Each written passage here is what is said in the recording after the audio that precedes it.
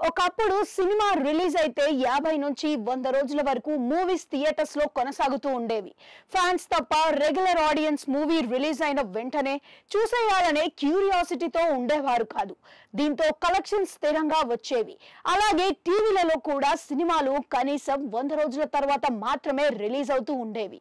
అయితే entertainment channels trend start అయిన తర్వాత వరల్డ్ ప్రీమియర్స్ గా కొత్త సినిమాలని టీవీలలో ఫెస్టివల్ సమయాలలో రిలీజ్ చేసేవారు.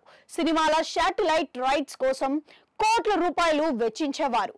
టీవీ ఛానల్స్ భారీగా పెట్టుబడి పెట్టేది కేవలం స్టార్ హీరోల సినిమాల మీదనే. లేదంటే థియేటర్స్ లో మౌత్ టాక్ తో సూపర్ సక్సెస్ అందుకున్న వాటిని కొనుగోలు చేసేవి. తర్వాత 2020 నుంచి ఓటీటీలకి ఆదరణ పెరగడం మొదలైంది. అంతకు ముందు వరకు ఆడియన్స్ సినిమాలని అయితే థియేటర్స్ లో లేదంటే టీవీలలో మాత్రమే చూసేవారు.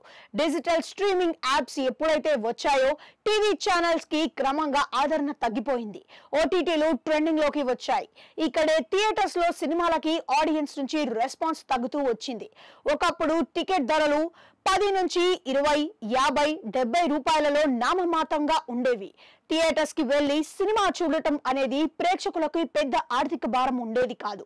అయితే ఓటీటీలలో కొత్త సినిమాలని 4 నుంచి 6 వారాల గ్యాప్ లోనే రిలీజ్ చేస్తున్నారు. వీలైనంతగా వేగం పెట్టిన పెట్టుబడి రికవరీ చేసుకోవాలి. టికెట్ ధరల్ని అమాంతం పెంచేశారు.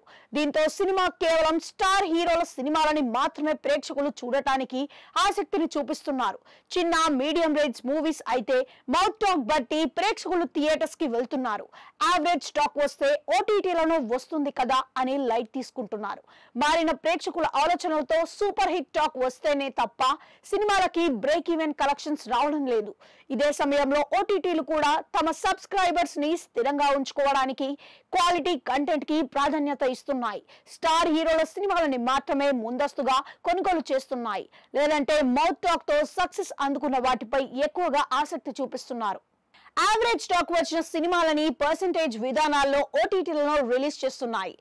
అయితే ఈ చిత్రాలను ఓటీటీ ఛానల్స్ పెద్దగా ప్రమోట్ చేయడం లేదు. దీంతో రిలీజ్ అవుతున్నట్లు కూడా డిజిటల్ ఆడియన్స్ కి తెలియడం లేదు. పర్సెంటేజ్ విధానంలో ఓటీటీలో రిలీజ్ అయిన నిర్మాతలకి ఆ సినిమాలతో పెద్దగా కలిసి రావడం లేదు. అలాగే వెబ్ సిరీస్ల విషయంలో కూడా ఓటీటీ ఛానల్స్ ఇదే పందాన్ని ఫాలో అవుతున్నాయి. కేవలం ఛానల్ స్టాండర్డ్స్, సబ్స్క్రైబర్లు పెంచే సినిమాలు, వెబ్ సిరీస్లని మాత్రమే సోషల్ మీడియా ద్వారా ప్రమోట్ చేస్తున్నారు. మిగిలిన వాటిని పెద్దగా పట్టించుకోవడం లేదు. ఈ ఎఫెక్ట్ నిర్మాతలపై పడుతుందనే మాట వినిపిస్తోంది. అటు థియేటర్స్ లో కలెక్షన్స్ రాబట్టుకోలేక, ఇటు ఓటీటీలలో కూడా ప్రేక్షకాదరణ పొందలేక చాలా మంది నిర్మాతలు నష్టపోతున్నారనే టాక్ వినిపిస్తోంది. ఈ మధ్య కాలంలో థియేటర్స్ లో పాటు ఓటీటీలలో కూడా బాగా పాపులర్ అయిన మూవీస్, వెబ్ సిరీస్ చూసుకుంటే హీరామండి, మిర్జాపూర్ లాంటి సిరీస్లు కనిపిస్తున్నాయి. సినిమాల పరంగా చూసుకుంటే హనుమాన్, టెల్లు స్క్వేర్ లాంటివి కనిపిస్తున్నాయి.